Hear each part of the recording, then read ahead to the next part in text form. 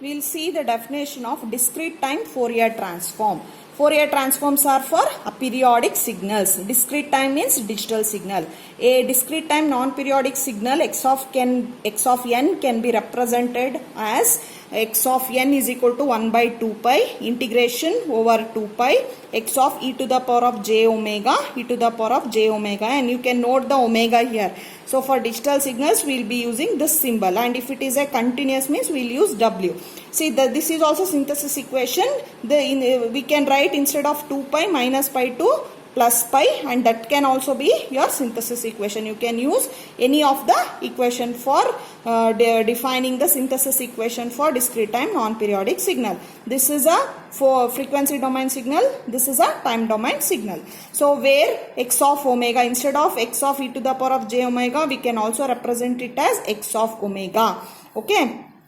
This is analysis equation which is given by summation n is equal to minus infinity to plus infinity x of n e to the power of j omega n, analysis equation. See, this equation is very important. The same pattern of equation you are going to use in your Z transforms, that is in the module 4. Okay, so always the discrete time Fourier transforms are very important. The reason is simple. The naturally occurring signals are all aperiodic signals, that is non-periodic signals. And nowadays we are all having only the digital digital signals or digital systems or digital processing of the signal. That's why it's very important to know about discrete time Fourier transforms. So discrete time Fourier transforms is in the frequency domain. So in the Z transform you are going to learn the digital signals in a complex domain, that is the domain where you have the real axis and imaginary axis. Time domain analysis we have learned, frequency domain analysis is your Fourier analysis, Z transform is your complex analysis. So the x-axis, y-axis will be real and imaginary. Okay, so like that. So always remember the discrete time Fourier transform, synthesis and analysis equation, they are very important. Okay, so this is the definition of the pair, discrete time Fourier transform pair. X of n is your time signal and x of omega. So this omega, digital omega, this is the Fourier transform, discrete time Fourier transform. This is input time domain signal, this is frequency domain signal. So here x of e to the power of j omega is frequency domain representation of time domain signal x of n.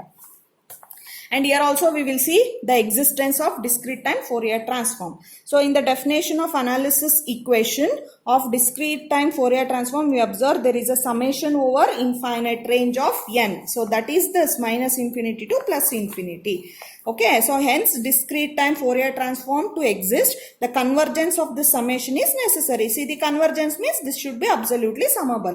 So for continuous time Fourier transform, it was absolutely integrable, but here it should be absolutely summable. This is only a sufficient condition but not necessary condition for x of omega to exist. Okay, see, note, if x of n is not absolutely summable, then it should have finite energy for DTFT to exist. Finite energy means, so the energy of the signal is given by squaring it. Okay, the squaring the time domain values, and if you do the squared values summated from minus infinity to plus infinity, so that should be less than infinity. Okay, say for example, if you consider x of e to the power of j omega plus 2 pi k, so always remember that when it is omega plus 2 pi k, okay, so then you can represent the time domain signal as n is equal to minus infinity plus infinity, minus infinity to plus infinity x of n, instead of e to the power of j omega, instead of omega it is omega plus 2 pi k. Okay, so you just separate the brackets, and we all know that e to the power of j 2 pi k n, this is equal to 1. Okay, considering k is equal to 1 value. Okay, so this is nothing but e to the power of x of e to the power of j omega. See, instead of this we can also write it as just omega. So this indicates x of e to the power j omega is periodic with period 2 pi. So this is the concept which I just discussed. Okay, see, for x of j omega is non-periodic, x of omega is periodic. The proof for that is this one. So the discrete time Fourier representations are periodic, but when you take the continuous time signals, the coefficients are non-periodic. We will see the properties of discrete time Fourier transform. So again the same properties: linearity, time shift, frequency shift, scaling, frequency differentiation. Sixth one is time reversal, convolution, modulation, Parseval's theorem, symmetry, periodicity, and the last one is the summation or the summary. Only the statement is there.